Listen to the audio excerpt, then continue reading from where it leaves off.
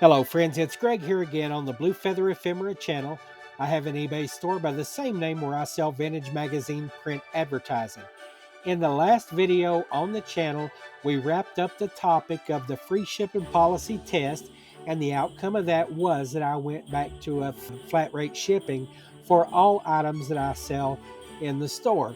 Now that's just in time for the fourth quarter, and what we're going to do today is we're going to launch this channel on an exploration of what sales I have during the fourth quarter. We're going to compare each week of the quarter, and we're going to also compare them to the fourth quarter of last year, and we're going to see how sales are doing in comparison. We're going to look at every ad that sold. This is a what sold video. Let's get started. The first ad we have to look at is a real nice one from 1976. This is a two-page ad that ran in Scientific American.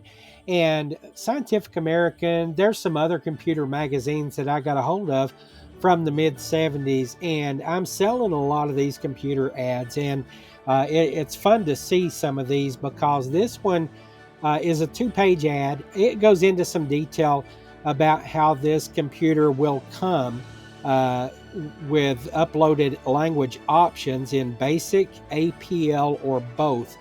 And I think that's kind of interesting. This IBM 5100 series computer, back during the early 80s, I spent about 4 years as a hobby learning some computer programming in basic computer language, but then later on my Air Force career took me into other disciplines, and I kind of lost track of programming altogether and never did go back to it.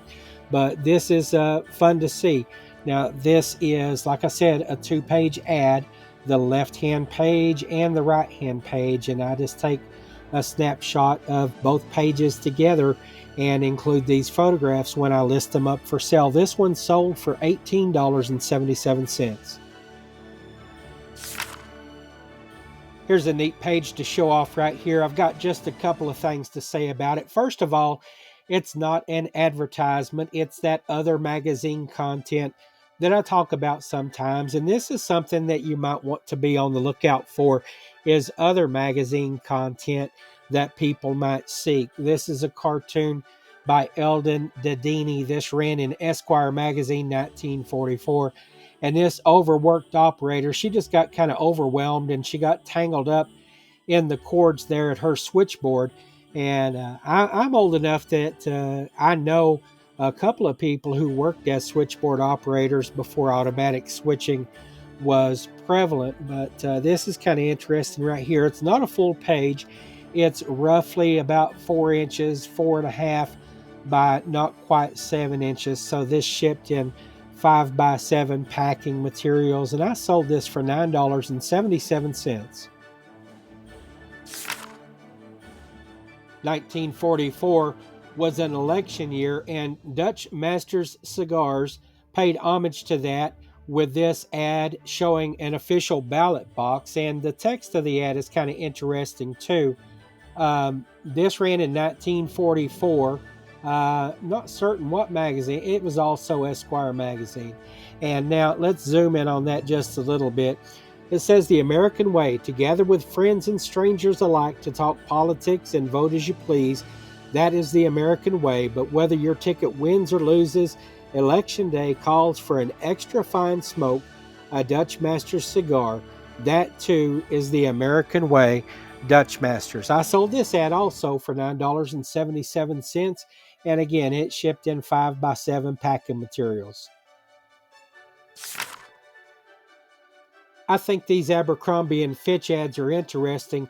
This one shows a covered porch swing, and they also had lawn furniture and all kinds of other things in a Play Hours booklet that you could order that's mentioned on the page here. This one, when you look at the detail in this illustration, it shows this lady lounging on her covered swing, and it looks like spaniels are begging for her attention as she's apparently put down her book. This ad ran in 1940. The company, founded in 1892, was primarily known as a sporting goods company, but Of course, by 1940, they had branched out to all kinds of different merchandise as well. And I think it's interesting to see the evolution of that company for it to become what it is in this day and age. Uh, this ad sold for $14.77. This ad from 1935 was ran by Ayer and Sons, and it shows on the page a violin crafted by Antonio Stradivari. And in the text here, it says that they treat the crafting of fine advertising just like Antonio Stradivari treated the craftsmanship of a fine violin. This example on the page, it says, was the property of Jascha Heifetz, who was a famous violinist. I sold this ad for $28.77. This advertisement on the page serves to fuel a little walk down memory lane for me. We'll talk about that in just a second.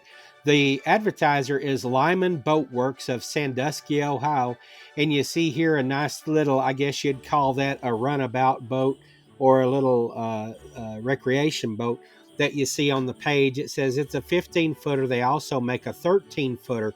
Now, right under the company name there, it says Clinker Built, and I thought that was odd.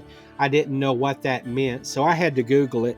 And clinker built refers to the type of construction of these boats with the overlapping wood planks here. And it says that those gaps in the planks were stuffed with oakum and pitch and tar or whatever to help seal them and keep them from leaking. Now, the word clinker for me, that's what I refer to as a block of spent burned coal that might jam up the works of a automatic feed stoker coal stove. Now, when I was growing up, there was two, I guess, competing brands of automatic coal stoves like that. There was Combustioneers, and then there were Stokermatics, and a clinker could stop a stove like that from feeding coal automatically. If you remember the movie called A Christmas Story, when smoke comes pouring out of the basement through the vent, Dad says, "Aha, it's a clinker." And so a clinker jammed up his coal stove. Anyway, I thought that was fun just for a little bit of talk. I sold this small ad, which is about 3 inches by 4 inches. I sold this for $7.77. Here's a great advertisement from 1955, and I love that color. That's a classic mid-century modern sort of pastel moss green. You saw that on everything from appliances to cars, and it's just beautiful. This is an ad for an Elna sewing machine, and in the details of this ad, it says, down at the bottom, it says it's the world's only 100% automatic for 1955. And it says this is not a machine, it's a dressmaker with 4 hands. And you can see in the center of this, there's the industrious housewife, and it appears that she's making curtains. She's got the doll, the dress on the dress form there, and all of that. It also shows that this arrangement of the base there is perfect for sliding the sleeve of a sweater up onto. It shows the stitch patterns and everything else. It's all packed into this convenient carry case here, and I sold this ad for $14.77. Here's a nice ad from 1977. They're advertising the thoroughbred racetrack called Louisiana Downs, and it says here it's in Bossier City, Louisiana. Now, I had to Google that. I would have destroyed that name if it wasn't for Google. But what you see on the page here is just several scenes from horse racing. It looks like that they have this huge enclosed grandstand, which would be nice on a very hot, deep south day. Says it's only minutes from downtown Shreveport, and I was in Shreveport one time. Some service buddies and I were traveling from the middle of Texas, going to eventually down to New Orleans, but we passed through Shreveport and stayed there for several hours. And I remember being impressed with that town for one reason, and that's because you couldn't turn your head in any direction without seeing a pretty girl. That was impressive for that reason. I sold this ad for $16.77. Here's an advertisement for the New York Central System. It's a New York City-based railroad. And in this advertisement, they're just showing all of us a copy of the letter that they sent to the Jones and Laughlin Steel Corporation of Pittsburgh. And what the company did is they assisted the Steel Corporation with a plant selection. They chose a 6,000-acre steel plant site that's in the area served by the railroad. Now, I mentioned in a recent video that infrastructure companies, railroads, utilities, gas companies, water, power, and also banks, chambers of commerce, etc., they would always offer to assist companies with plant selections in their area of service because they knew that they could count on that company's future business. So this is just an example of that. I sold this ad for $16.77. Here's an ad from 1967. It's 2 pages, and the advertiser is Colt Industries. Now, in addition to making military firearms, they made Fairbanks, Morse, and Quincy equipment, and they've got examples of products all across the top of the page here. You can see there's a Chandler Evans control system division. Then there's the Colt firearms division. You see the military, that's an M16 rifle there. The Fairbanks Morse Power Systems division. This is the most powerful diesel engine of its size here that you can see on the page. Fairbanks Morse Pump Division, Weighing Systems, Pratt & Whitney Machine Tool Division, Quincy Compressors. And so they've got a whole lineup of products there, but of course they're best known for their small arms. This ad sold for $18.77. I mentioned earlier that I've been having fun selling computer ads. Well, this is not an ad for a computer, but it's about computers. Just like the last one I showed you, though, this also appeared in a 1976 Scientific American magazine, possibly the same issue, I think. But what you're looking at here is an advertisement for a book on the topic of computers, and the author is an MIT professor, and it's Joseph either Weizenbaum or Wiesenbaum, something like that. The first paragraph of this gives it away. Computer power and human reason is a distinguished computer scientist searching probe of the limits of computer power and of scientific rationality itself. It is above all an eloquent defense of the uniqueness and the sanctity of the human spirit. And it talks about the ethical concerns of computers and the computer power of logic and reason, artificial intelligence. I don't see that on the page, but that's where it's going. And boy, has that taken on new significance during the past couple of years. I sold this ad for $14.77. Here's a great ad from 1965. The advertiser is Kuyper. They make a creme de menthe, which is what you see on the page here, but they also have a total of 27 different flavors of cordial liqueurs. Now, this says this is the best creme de menthe in the world, and it shows this bottle perched on a globe. And I like these globe pictures that are in relief so that you can see the mountains and all of that. It's just a real nice ad. I sold this one for $11.77. From 1963, this is an advertisement that says Joe Jr. It's a double knit fabric. It's made of acrylon, which is a Chemstrand product. And in the detail of the ad here, basically it's just talking about these fabrics in black, chocolate, green, red, teal, blonde. And it shows the various sizes that you can get this outfit in. I sold this for $16.77. Here's an advertisement from 1965 that ran in American Girl magazine, and the product is called pHisoHex. It's an acne skin medicine, and you can see here with her hand over her face, this girl is hiding her acne. But it talks about skin pH, and a routine of using this to wash 3 or 4 times a day will help your acne. The advertiser is Winthrop Laboratories of New York, New York, and I sold this for $11.77. This nice 2-page advertisement comes from 1984, and the magazine that I sourced it from is called British Vogue. Now, it was produced in Britain. It's one of the few overseas magazines that I have, and I've not sold too many ads from it yet, but I do have ads that are selling.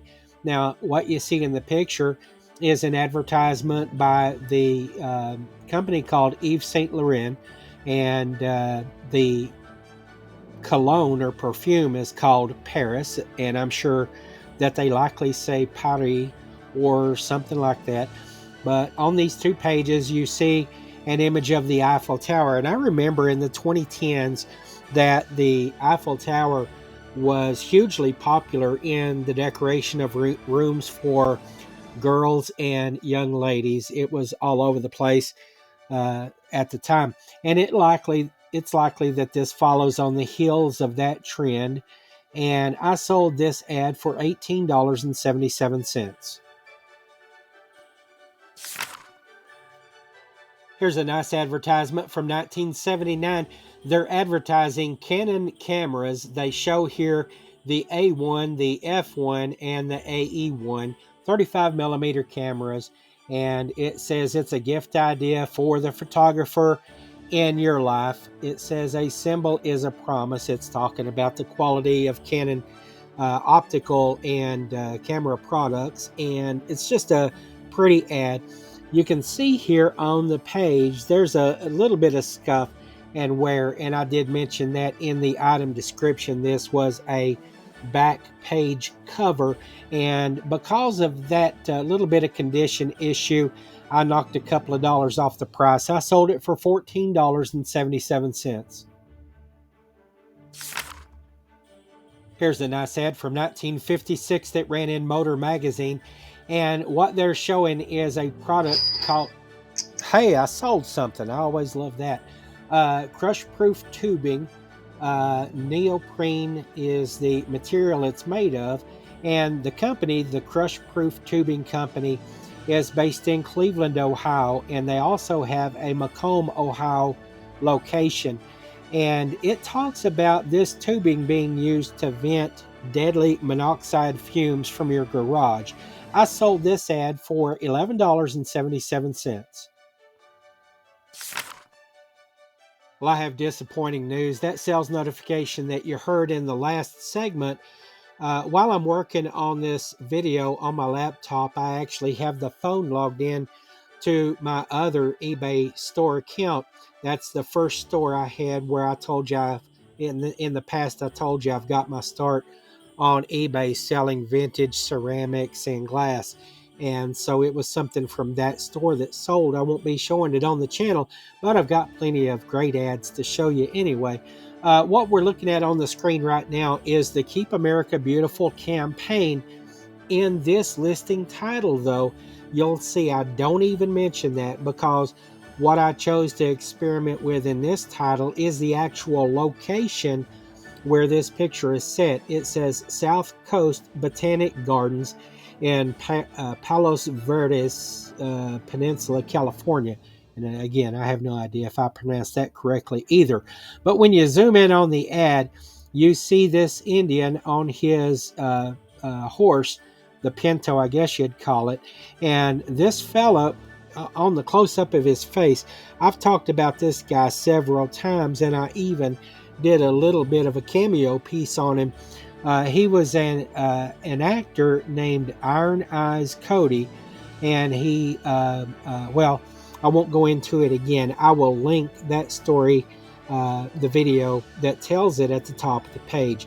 But this Keep America Beautiful ad campaign, this is, I think, the 4th ad that I've sold like this, and both in partial page and full page formats. This is a partial page. On the size here, you can see that it's not quite 6 by not quite 6. I sold it for $11.77. Here's a great ad from 1936, and I titled it Fleischmann's Yeast for Bad Nerves. That's a company of Standard Brands Incorporated, or a product of it, I should say.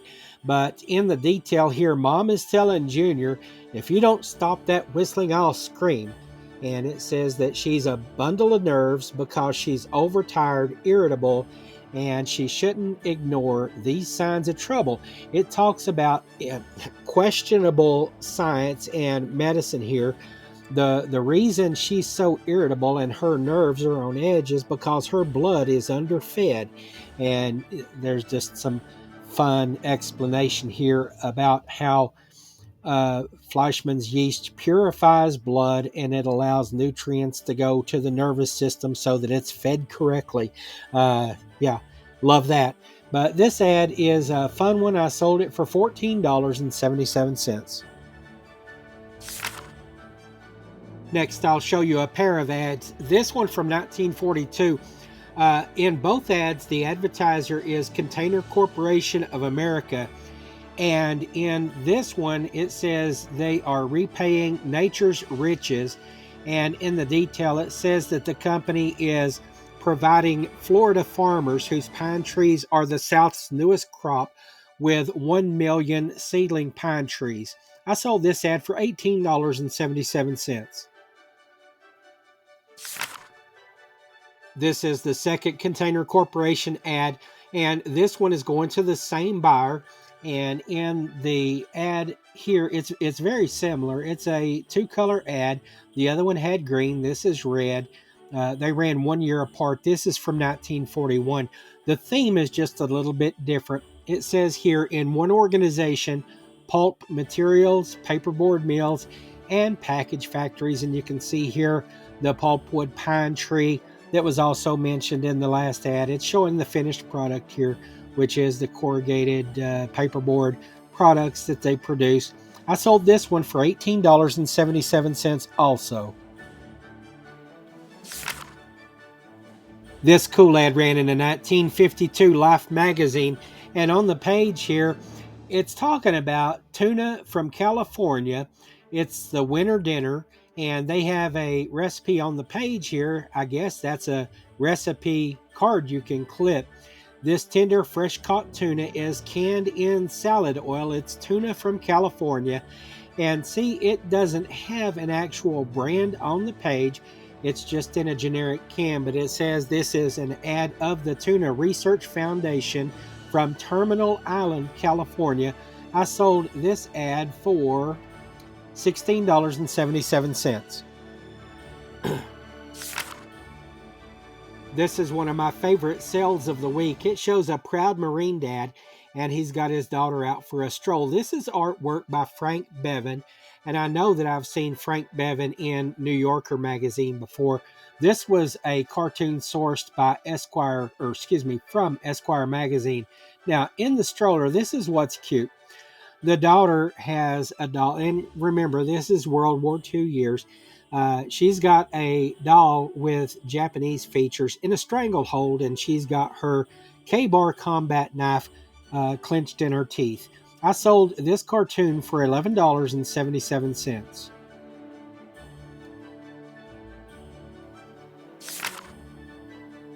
Despite my typo, this sale brought good money, even though I spelled feature incorrectly. This is a preview of the 57 Rose Bowl between Iowa and Oregon State. And I don't follow sports. I enjoy sports, but I don't follow it closely. But I believe that Oregon State might be the Ducks, and Iowa could be the Hawkeyes. I don't know for sure. But anyway, this preview ran in a 1956 magazine, although it's the 57 Rose Bowl game. And so I think it's important to have both dates in the title of the listing. And also what you see here on the page, you've got team rosters for Oregon State and also for Iowa. I guess their best players are mentioned. That's on page 1. That's the left side. The second page of this feature on the right side shows a play diagram of the Iowa reverse. And so these are frameable, and I think somebody is really going to enjoy that for $28.77. This is the last item to show you this week, and I guess you could say it's the crowning jewel of all of the sales for the week because I got $68.77 for it.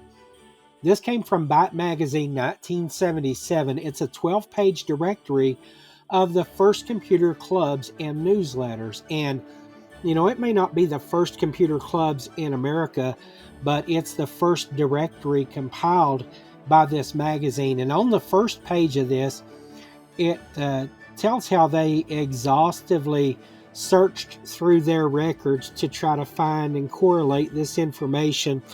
And besides computer clubs, they also have included groups of computer enthusiasts who produce newsletters and things like that. As you can see over on the left-hand side, this is arranged according to zip code, and it starts here with zip codes beginning with 0 to 1. And as you progress through this directory, you can see that when you get over to the later pages, they're talking about zip codes 7 through 8.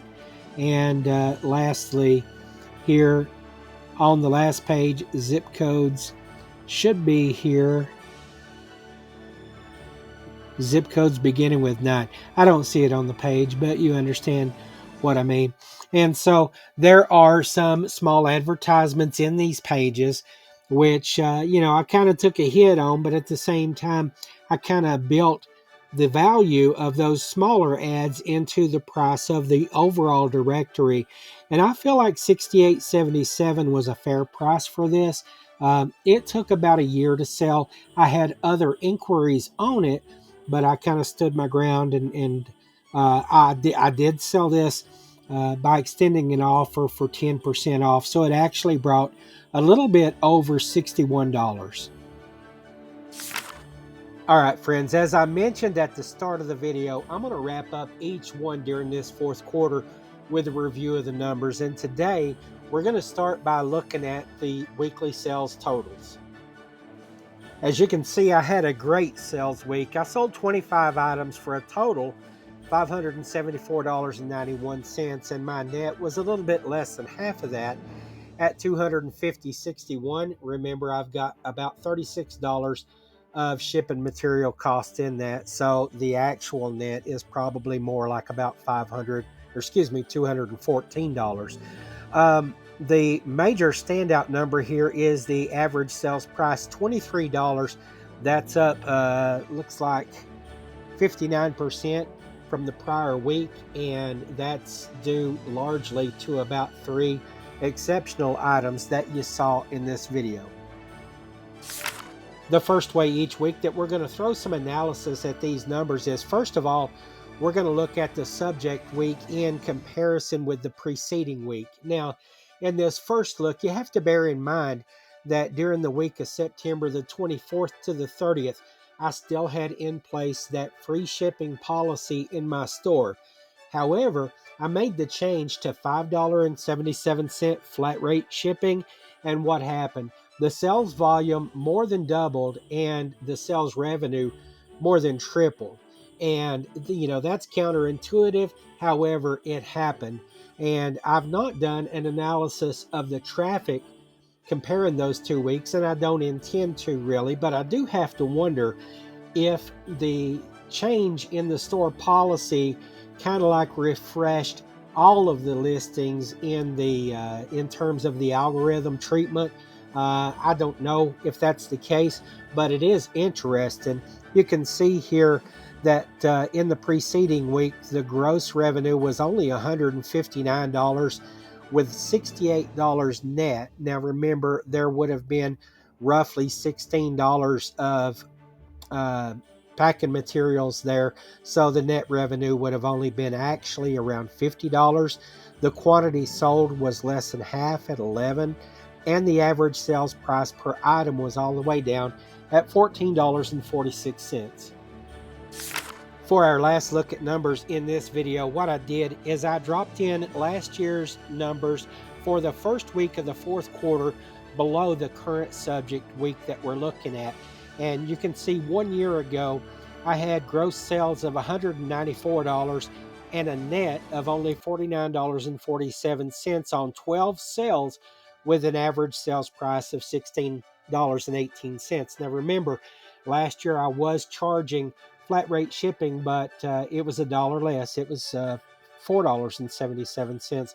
So that might account for some of the difference and the lower net income from sales. Now, I know that a 1 week snapshot doesn't tell much of a story, and that's why at the end of next week's video, we're going to be looking at quarter to date, also in addition to the past week and the same week of the preceding year. We're going to add an analysis of the quarter to date, which next week would give us 2 weeks of data to look at. We'll look at the same 2 weeks of the preceding year, and in the video after that, we'll look at quarter to date, which will be 3 weeks, and so on. And that way, we're going to grow this through the end of the year so that we get a good idea of what our sales comparison looks like in terms of this year compared to last year.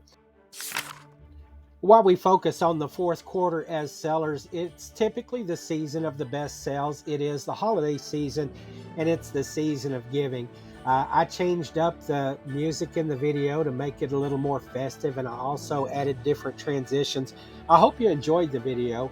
I appreciate you watching till the end. Please like, share, and subscribe. Best of all, just leave me a comment, even if it's just a friendly hello. I'd love to hear from you.